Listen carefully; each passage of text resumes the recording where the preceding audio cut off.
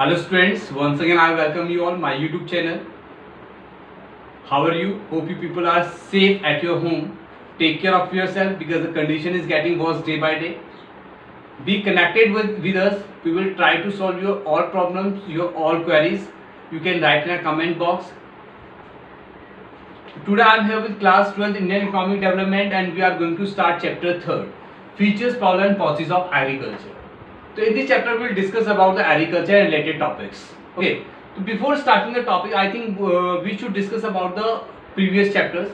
In chapter 1 we discuss about the condition of agriculture on the eve of independence, जिसमें हमने बहुत ही detail में पढ़ा था कि जो ब्रिटिश गवर्नमेंट है उन्होंने एग्रीकल्चर सेक्टर को कैसे एक्सप्लॉइट किया, उन्होंने जमींदारी सिस्टम को इंट्रोड्यूस किया और जो जमींदार से वो फार्मर से मन चाहा क्या है रेंट वसूल करते थे, जो लगान वसूल करते थे। तो जो फार्मर की कंडीशन है वो डे बाय डे क्या है खराब होने लगी and they start to work as a landless labours. उन्होंने अपनी लैंड को छोड़ दिया, उन्होंने लेबर्स की तरह वर्क करना स्टार्ट कर दिया। Okay, the second thing they force the farmers, they lure the farmers for the cultivation of the cash crops like jute, Indigo and cotton. तो उन्होंने इनको फोर्स किया कि इस तरह की खेती करो, क्योंकि जो ब्रिटिश में इंडस्ट्री स्टैब्लिश की थी ब्रिटेन ने, उनकी रॉ मटेरियल की जो रिक्वायरमेंट थी उसको फुलफिल करने के लिए उन्होंने यहाँ के फार्मर्स को क्या किया, कैश क्रॉप के प्रोडक्शन के लिए फोर्स किया। ठीक है, तो अब जो हम लोग पहले खेती करते थे, हम वीट का प्रोडक्शन करते थे, राइस का प्रोडक्शन करते थे, अब वो प्रोडक्शन नहीं हो रहा था।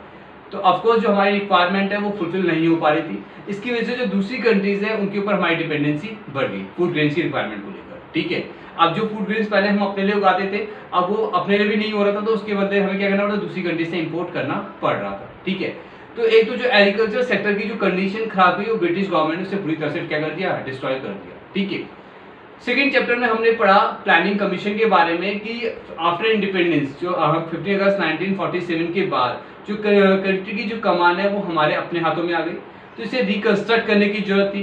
तो जो बहुत सारे आपके पॉलिटिकल लीडर्स थे, बहुत सारे थिंकर्स थे, इकोनॉमिस्ट थे, वो सोचने लगे कि ऐसा कौन सा इकोनॉमिक सिस्टम अडॉप्ट किया जाए जिससे कि हमारी इकोनॉमिक कंडीशन खराब हुई है उसे हम दोबारा से क्या ट्रैक पे ला सके। ठीक है, तो इसके लिए 1950 में प्लानिंग कमीशन सेटअप किया गया जिसके अंदर 5 ईयर प्लान्स को स्टार्ट किया गया और जो फर्स्ट 5 ईयर प्लान था उसका जो ड्यूरेशन था 1951 टू 1956 था। ठीक है, अब हर एक 5 ईयर के प्लान के अंदर कुछ मेन ऑब्जेक्टिव्स थे जो क्या थे, हर 5 ईयर के प्लान के अंदर कॉमन रखे गए। ठीक है, तो 5 ईयर प्लान के अंदर एक टारगेट रखा गया किसको, कि इसके अंदर कौन से सेक्टर को इंपॉर्टेंस दी जानी चाहिए, किसको इंप्रूवमेंट की ज्यादा जरूरत है।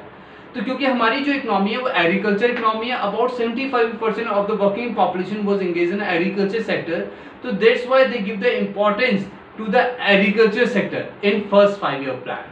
तो फर्स्ट 5 ईयर प्लान के अंदर जो एग्रीकल्चर सेक्टर है उसको इंपॉर्टेंस दी गई। कैसे हम एग्रीकल्चर सेक्टर की कंडीशन को सही कर सकते हैं, कैसे हम प्रोडक्शन और प्रोडक्टिविटी को बढ़ा सकते हैं, कैसे हम सेल्फ रिलायंस गेन कर सकते हैं, जो हमारी डिपेंडेंसी है दूसरी कंट्री के ऊपर उसको हम खत्म कर सकते हैं। ठीक है, तो जो फर्स्ट 5 ईयर प्लान था उसमें एग्रीकल्चर सेक्टर को इंपॉर्टेंस दी गई। और अब आया आपका थर्ड चैप्टर जिसके अंदर ये देखा गया कि जो 5 ईयर प्लान है उसमें एग्रीकल्चर सेक्टर को इंपॉर्टेंस दी गई, उसके लिए पॉलिसीज बनाई गई, तो उसका कहाँ क्या कितना इम्पैक्ट पड़ा, कोई चेंजेस हुए या नहीं हुए, कहीं कोई सुधार देखने को मिला या नहीं मिला। Got it? Okay, let's start the today's topic, importance of agriculture in the Indian economy. कि इंडियन इकोनॉमी में जो एग्रीकल्चर सेक्टर है उसकी क्या इंपॉर्टेंस थी। ठीक है, the first point is their contribution to GDP.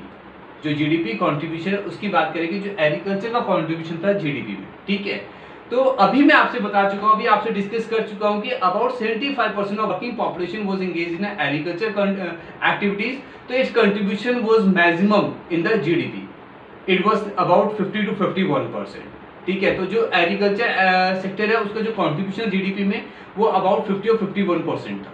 ठीक, लेकिन जो प्लानिंग स्टार्ट हुई थी तो प्लानिंग के ड्यूरेशन में initially it was 51% but it's tended to decline and 2018-19 it was just 14.4%। तो इनिशियली ये जो 50-51 में जो प्लानिंग कमीशन स्टार्ट हुआ था, जो फर्स्ट 5 ईयर प्लान था उसमें जो कंट्रीब्यूशन 51% था, लेकिन 18-19 में ये 14.4% हो गया। ये आपका कंट्रीब्यूशन क्या हुआ, डिक्लाइन हुआ। But it doesn't mean that there was a decline in importance of the agriculture, लेकिन इसका मतलब ये बिल्कुल नहीं था कि जो एग्रीकल्चर है उसकी इंपॉर्टेंस कम हो गई थी।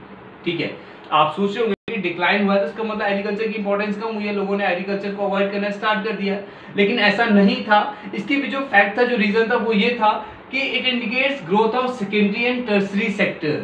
ठीक है, जो आपका सेकेंडरी और टर्सरी सेक्टर है उन्होंने काफी तेजी से प्रोग्रेस करी और इनका जो कंट्रीब्यूशन है वो जीडीपी में क्या हो गया, बढ़ गया। ठीक है, आज की डेट पे जो सर्विस सेक्टर है उसका कंट्रीब्यूशन सबसे ज्यादा है। ठीक, गॉट इट। तो ये पॉइंट आपको क्लियर हो गया। ठीक है, कि जो आपका एग्रीकल्चर सेक्टर है उसकी क्या इंपॉर्टेंस थी, तो इसका जो जीडीपी कंट्रीब्यूशन है वो ज्यादा था। ज्यादा क्यों था, क्योंकि ज्यादा वर्किंग पॉपुलेशन क्या है, एग्रीकल्चर एक्टिविटीज में इन्वॉल्व थी। ठीक है, टाइम के साथ में डिक्लाइन हुआ, पर डिक्लाइन होने के पीछे ये मतलब रीजन बिल्कुल नहीं था कि इसकी इंपॉर्टेंस कम हुई है, बल्कि जो हमारा सेकेंडरी और टर्सरी सेक्टर था उन्होंने काफी तेजी से क्या कर ली, प्रोग्रेस कर ली। Okay, let's see the next point. Okay student, जो सेकंड पॉइंट आपका सप्लाई ऑफ वेज गुड्स, जो वेज गुड्स है उसकी सप्लाई क्या है, बड़ी। जो एग्रीकल्चर सेक्टर जो वेज गुड्स की सप्लाई करता है वो आपका एग्रीकल्चर सेक्टर करता है। अब यहाँ पे क्वेश्चन है वेज गुड्स हैं क्या। ठीक है, तो wage goods are necessity of life such as wheat, rice, pulses, maize, बाजरा, ऑयलसीड एक्सेट्रा। ठीक है, जो हम डेली रूटीन की लाइफ में जो फूड ग्रेन्स हम यूज कर रहे हैं उन्हें वेज आइटम्स, वेज गुड्स कहा गया है, वेज आइटम्स कहा गया है, जो हमारे लिए बहुत क्या है, जरूरी है। ठीक है, तो वेज गुड्स की कैटेगरी में आपका व्हीट आएगा, राइस आएगा, पल्सेस आएगा, मेज, बाजरा, ऑयलसीड, ये सारी चीजें आपकी आ जाएंगी। ठीक है, तो अब हम जानते हैं कि ये सारी चीजें कहाँ से सप्लाई होंगी, एग्रीकल्चर सेक्टर से। जो एग्रीकल्चर है आपका प्रोडक्टिविटी है वहीं से इस चीज क्या होंगी, आपकी सप्लाई होंगी। ठीक, the second thing, agriculture provides wage goods to about 121 crore population of India. ठीक है, जो आपका एग्रीकल्चर है, जो हमारी पॉपुलेशन है 121 करोड़, और आई थिंक आप जो करंट अगर हम स्टेटस देखेंगे तो 138 करोड़ करीब पॉपुलेशन हमारी, तो उसकी जो रिक्वायरमेंट है उन सबको वेज गुड्स क्या कर रहा है, प्रोवाइड कर रहा है। ठीक है, अगर एग्रीकल्चर सेक्टर नहीं होगा तो इसका मतलब हमें क्या है, इतनी पॉपुलेशन की जो रिक्वायरमेंट है उसको फुलफिल करने के लिए इंपोर्ट करना पड़ेगा। तो जो हमारे फार्मर्स है, हमारी जो पॉपुलेशन है उसको वेज गुड्स की सप्लाई कर रहे हैं। ओके, तो गॉट इट। तो सेकंड पॉइंट है सप्लाई ऑफ वेज गुड्स, और वेज गुड्स का मतलब आपका जो वो गुड्स जो लाइफ के लिए क्या है, बहुत जरूरी है, नेसेसिटीज ऑफ लाइफ है। इसके अंदर आपका व्हीट, राइस, पल्सेस, ठीक है, ऑयल सीड्स, ये सारी चीजें आ जाएंगी। और जो आपका वेज गुड्स है ये आपका 121 करोड़ पॉपुलेशन की क्या है, रिक्वायरमेंट को फुलफिल कर रहा है। Okay, let's see the third point. Okay student, let's see the third point. The third point is a source of employment. जो एग्रीकल्चर है ये आपको एम्प्लॉयमेंट दे रहा है, इस बात को हम नकार नहीं सकते, इस बात को हम नेग्लेक्ट नहीं कर सकते कि जो हमारी वर्किंग पॉपुलेशन उसका मैक्सिमम परसेंटेज एग्रीकल्चर एक्टिविटीज में क्या है, इन्वॉल्व है। तो इसका मतलब कि जो मैक्सिमम पीपल को एम्प्लॉयमेंट मिला हुआ है, किसमें मिला हुआ है, आपका एग्रीकल्चर में मिला हुआ है। ठीक है, तो प्रिंसिपल सोर्स ऑफ एम्प्लॉयमेंट जो आपका एग्रीकल्चर सेक्टर है ये प्रिंसिपल सोर्स ऑफ एम्प्लॉयमेंट है कि मैक्सिमम पॉपुलेशन को उसने इंगेज किया हुआ है। The second, 50% population engaged in agriculture. About 50% population is engaged in agriculture. हमारी जो population है उसका 50% लोग किसमें इन्वॉल्व है, एग्रीकल्चर एक्टिविटीज में इन्वॉल्व है। तो द थर्ड पॉइंट है वो एग्रीकल्चर की इंपॉर्टेंस को बता रहा है कि लोगों को एम्प्लॉयमेंट अपॉर्चुनिटीज प्रोवाइड करता है। ठीक, फोर्थ पॉइंट है supply of raw material. Supply of raw material, जितनी बड़ी बड़ी इंडस्ट्रीज रन हो रही है उन इंडस्ट्रीज को रन करने के लिए रॉ मटेरियल चाहिए। वो रॉ मटेरियल कहाँ से आएगा, तो एग्रीकल्चर सेक्टर उसको क्या कर रहा है, प्रोवाइड कर रहा है। ठीक है, देखिएगा सप्लाईज इंडस्ट्रियल रॉ मटेरियल, जो एग्रीकल्चर सेक्टर है वो इंडस्ट्रियल रॉ मटेरियल सप्लाई कर रहा है, like cotton for the textile industry. जो टेक्सटाइल इंडस्ट्री है, ठीक है, आप कॉटन क्लॉथ्स पहन रहे हैं उसके लिए कॉटन चाहिए, कॉटन कहाँ से आ रहा है, आपका एग्रीकल्चर एक्टिविटीज आ रहा है। Sugarcane for the sugar mill, आप शुगर यूज कर रहे हैं, शुगर मिल में शुगर केन से शुगर बनाई जाती है, यू नो। ठीक है, तो आप शुगर केन कहाँ से आ रहा है, ये भी एग्रीकल्चर से आ रहा है आपका। Seeds for the oil industry, जो ऑयल हम यूज कर रहे हैं, ठीक है, वो ऑयल के लिए जो सीड्स है वो सीड्स कहाँ से आ रहे हैं, वो भी आपके क्या है, एग्रीकल्चर एक्टिविटीज है। तो ओवरऑल कहने का मतलब ये है कि जो आपका एग्रीकल्चर सेक्टर है वो इंडस्ट्रियल सेक्टर को रॉ मटेरियल प्रोवाइड करने का काम भी करता है। इसकी वजह से भी क्या एग्रीकल्चर सेक्टर की इंपॉर्टेंस है। Okay, now see the next point. Okay students, the fifth point is a contribution to international trade. International trade means the trade with other countries. ठीक है, तो जो एग्रीकल्चर है इंटरनेशनल ट्रेड में भी ये कंट्रीब्यूट करता है। ठीक है, India exports tea, jute, cashew nuts, coffee and spices and other many other products to other countries. जो इंडिया इन प्रोडक्ट्स को एक्सपोर्ट भी करता है, उसके अलावा बहुत से अदर प्रोडक्ट्स भी क्या करता है, दूसरी कंट्री को एक्सपोर्ट करता है।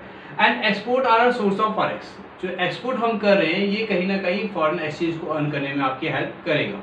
ठीक है ना, जो भी हम दूसरी कंट्री को सप्लाई कर रहे हैं तो उसके हेल्प से हम क्या कर रहे हैं, फॉरेन एक्सचेंज अर्न कर रहे हैं। Foreign exchange means the currency of the other countries we are earning. ठीक है, which India needs for the import of defence goods, जिसको हम डिफेंस गुड्स को इंपोर्ट करने के लिए यूटिलाइज कर सकते हैं। ठीक है, जैसे अभी हम अमेरिका से या अदर कंट्री के साथ में डील कर रहे हैं, वहाँ से हम इन जो डिफेंस गुड्स को इंपोर्ट कर रहे हैं, ठीक है। तो इंपोर्ट करने के लिए हमें क्या है, फॉरेन एक्सचेंज की जरूरत पड़ेगी, हमें डॉलर की जरूरत पड़ेगी। डॉलर कहाँ से आएगा, हमारी कंट्री के पास डॉलर कहाँ से आएगा, जब हम यहाँ से कुछ गुड्स ऐसे हैं जो एग्रीकल्चर से रिलेटेड है, जब उनकी सप्लाई करते हैं दूसरी कंट्रीज को, तो वो हमें पेमेंट करते हैं, ठीक है। तो वो करेंसी जब हम कलेक्ट करके रखते हैं, उसकी हेल्प से हम क्या कर लेते हैं कि आपको डिफेंस गुड्स या कोई भी अदर टेक्नोलॉजी या इक्विपमेंट से मशीनरीज इंपोर्ट करनी है, तो उसके लिए आप उस फॉरेन एक्सचेंज को यूटिलाइज कर सकते हैं। ओके, तो यहाँ पे जो एग्रीकल्चर है कहीं ना कहीं इंटरनेशनल ट्रेड में भी क्या कर रहा है, आपको कंट्रीब्यूट कर रहा है। 6 पॉइंट है support to the transport industry. जो एग्रीकल्चर सेक्टर है वो ट्रांसपोर्ट इंडस्ट्री को सपोर्ट करता है। तो मैं यहाँ पे बता दूं कि जो agriculture sector having a crucial importance for the transport industry, transport industry के लिए ये बहुत ही ज्यादा इंपॉर्टेंट है। आपका जो रोडवेज हो गया या रेलवेज हो गया, they are the bulk carrier of the agriculture products, ठीक है। एग्रीकल्चर प्रोडक्ट्स को जो कैरी करने का काम करते हैं वो रोडवेज और रेलवेज दोनों ही करते हैं, ठीक है ना। अभी आप देखेंगे जब शुगर केन, जिस टाइम पे शुगर केन आपका कटाई का टाइम आता है, तो उस टाइम पे आप देखेंगे रोड में ट्रैक्टर्स और ट्रक्स की लाइन रहती है, ठीक है, जो शुगर केन को कैरी करते हैं शुगर मिल तक, ठीक है ना। तो इस तरह से जो उसने कहा कि जो आपका ट्रांसपोर्ट इंडस्ट्री को सपोर्ट करता है वो कौन करता है, एग्रीकल्चर सेक्टर करता है। अगर एग्रीकल्चर एक्टिविटीज नहीं होंगी, लोग खेती करना छोड़ देंगे, ठीक है, तो इसका ट्रांसपोर्ट इंडस्ट्री पे एक बहुत बड़ा इफेक्ट पड़ेगा। वो सारे लोग जो इससे जुड़े हुए हैं वो अर्न कर रहे हैं, उनकी अर्निंग कैपेसिटी पे इसका इफेक्ट पड़ेगा, ठीक है। तो ये था आज का हमारा topic, importance of agriculture sector, जिसके अंदर हमने 6 पॉइंट्स को डिस्कस किया, जिनकी हेल्प से आपको पता चल रहा है कि एग्रीकल्चर सेक्टर की क्या इंपॉर्टेंस है इकोनॉमी के। Okay, that's all for today, thank you, have a nice.